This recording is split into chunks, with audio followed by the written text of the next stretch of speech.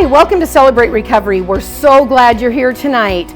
Tonight we are just honored to have our director, Steve Hallberg, giving us his testimony. So let's all give him our attention and listen to what he has to say. Hi, my name is Steve, and I'm a child of the King. I want you guys to know if you hear any noises outside, which I'm sure you will, we have construction going on up here, and it may get noisy in times. So, bear with us. I'm the Celebrate Recovery Director, and I'm going to give you my testimony tonight. So here we go. I was born in Plattsburgh, New York. I moved to Florida, and then to Washington, and then to Oak Harbor, and then to Bellingham. I grew up in Bellingham. My family was normal. At least they seemed to be normal to me. My mom and my dad were both there all the time. And I had an older sister, and I had an older brother who is deceased now. My brother Rob and I were both best friends, and we did just about everything together growing up. We were really best friends, truly.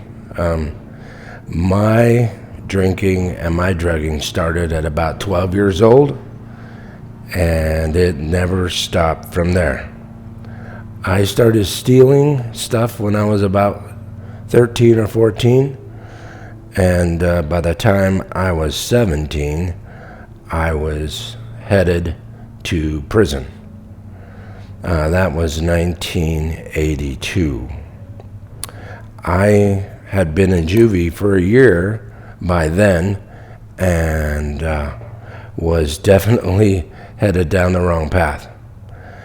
As time progressed, I dropped out of school. I started stealing stuff full time. I was just a really bad person. I started a car ring, taking car parts for money. When I was 17, they put me in prison. 7 years later, I was able to get out, and I hit the streets with lots of knowledge on how to succeed. The person that my counselor inside prison told me that I could make this two ways, that I could either take the time and become a better criminal, or I could make something out of myself. So I chose the latter and made something of myself. From that point forward, when I got out, I was released in 90, and I was ready to go. So when I got out, I continued my drinking and my drugging and working, and worked lots of hours and made lots of money, and I felt like I had 8 years to catch up on. I went to California to play the carnival for the first time, and went to Texas, broke my leg, came back home, stayed with my brother for a while. His wife kicked me out because we had a fight. I was on the streets with a broken leg, no job, winter was coming. I went to the mission up in Bellingham and became a dishwasher, and I met a guy named Max, and we became good friends, and we did a lot of stuff together. I eventually became a taxi driver. I spent a couple years doing that, and I was still doing drugs and alcohol and going way beyond what I should be doing, driving and drinking, and got my license suspended for the first time, and got it suspended again, and while I was in this time frame, this was also 90, that this is where I met my wife. I was a taxi driver and a taxi dispatcher, and she came into my life then. She used to call, and we used to talk for hours and hours and hours. She would call for a ride, and the next thing we knew, we were dating. We dated, and we moved in together, and I owned my own cab company, and then she left. So I chased her down, because I knew that she was the one I wanted. I asked her if she would come to California with me again to go to the carnival, and she said yes. Once she said yes, I knew that that was forever. I knew it. So we went to the California to be on the carnival. We played the carnival circuit for a year. The money was so good. The drugs were so good. The alcohol was it was just one big party. At winter quarters, after the first year, she told me that she was pregnant. And so we decided that we would get off of the carnival circuit and come back to Bellingham. Once we were back here, I decided I better become responsible. And so I went to mechanic school. When I went to mechanic school, that was a 2-year deal. She worked as a waitress, and I went to school for 2 years. When Trina was born, I was in the middle of school, working a job and going to school full time. She was waitressing. 3 years later, well, let's see, wait a minute. I better go this way. That was in 92, and my other daughter was born in 95. We got married in 93. We settled into life, we raised our kids, but that didn't stop me from drinking and drugging. I was still drinking heavy, and I was still smoking as much pot as I could. We were living in a little town called Deming. My brother Rob was living with us, and my friend Max was too. It was a little 10-acre farm, and we still just partied away. Now, the funny part about this is that my wife did not. She was what she calls a dry drunk, and all of her friends drank, and they all came over and partied, but she never did. It was very, very, very few times that I ever saw her have any alcohol.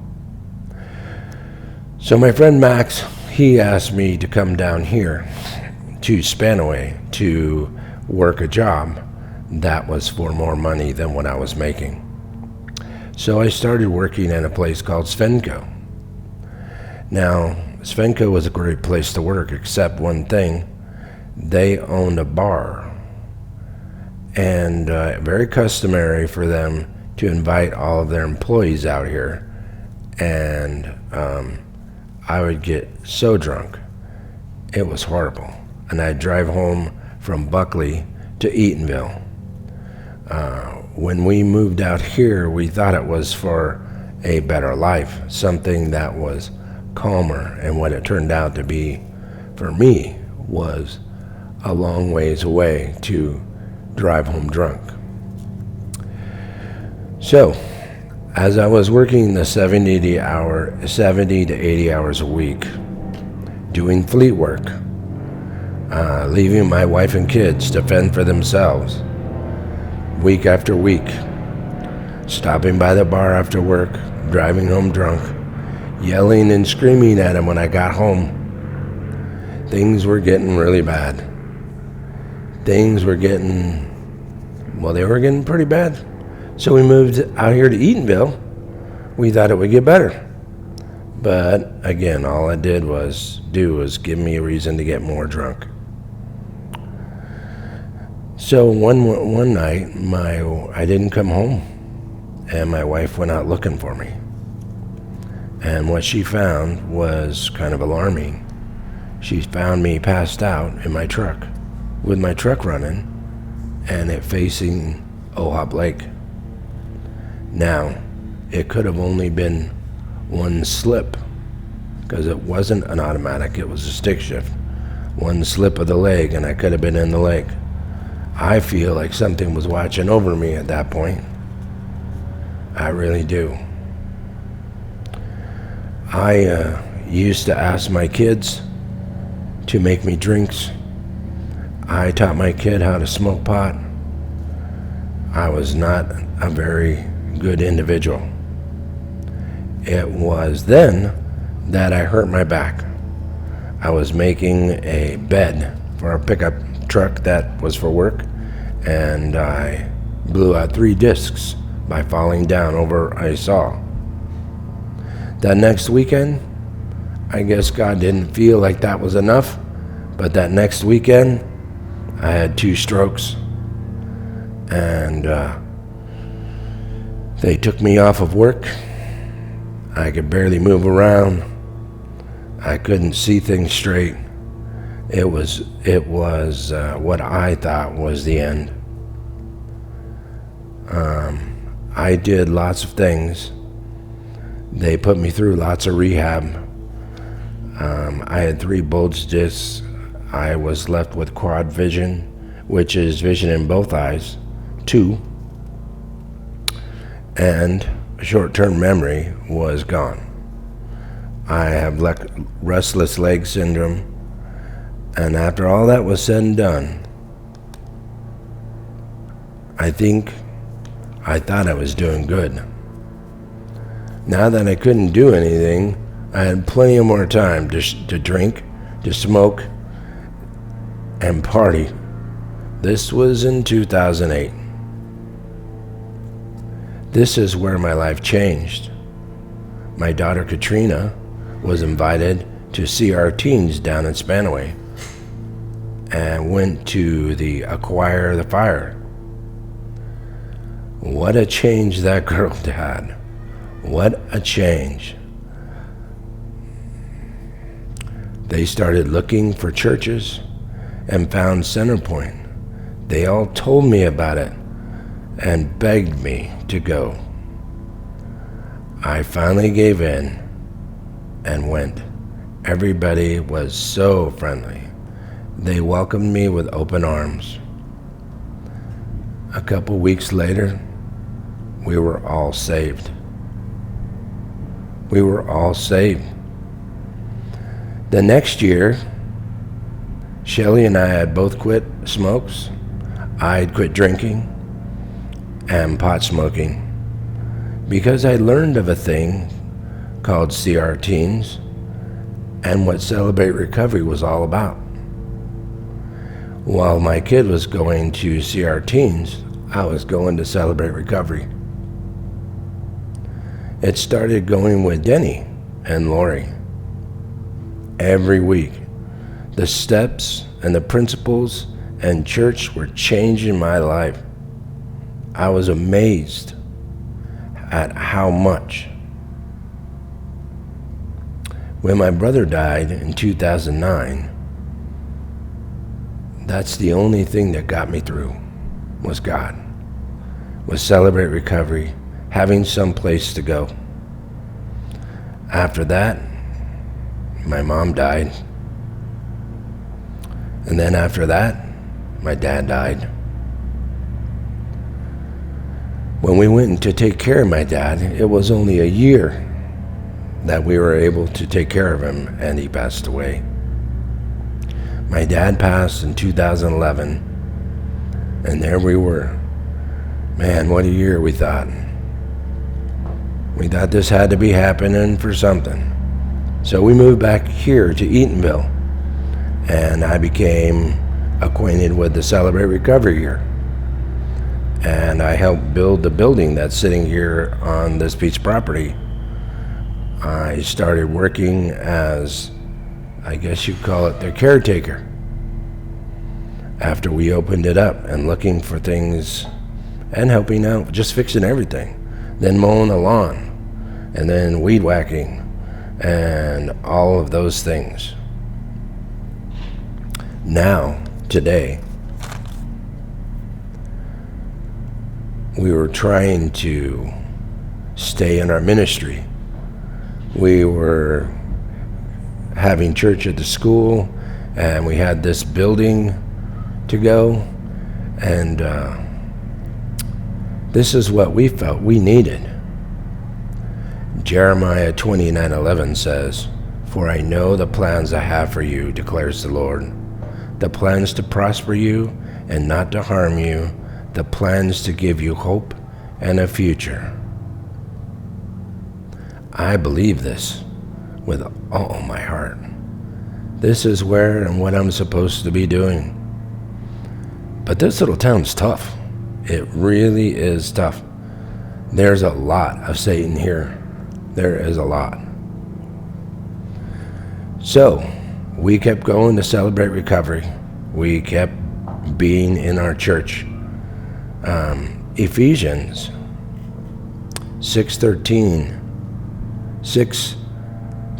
through 18 says, "Therefore put on the full armor of God, so that when the day of evil comes, you may be able to stand your ground, and after you have done everything to stand firm, then with the belt of truth buckled around your waist, with the breastplate of righteousness in place, and with your feet fitted with readiness that comes from the gospel of peace. In addition to all this, take the shield of faith, with which you can extinguish all the flaming arrows of the evil one, taking the helmet of salvation and the sword of the Spirit, which is the word of God, and pray in the Spirit on all occasions, with all kinds of prayers and requests.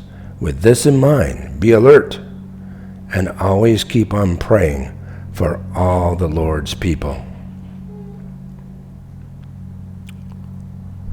Well, my family and I have changed for the better. I feel like I am powered by God, and I am very involved with the church in every aspect. I have been the men's leader here, and I am the CR director here. I try to drive the shuttle when they need me to. We serve wherever we can.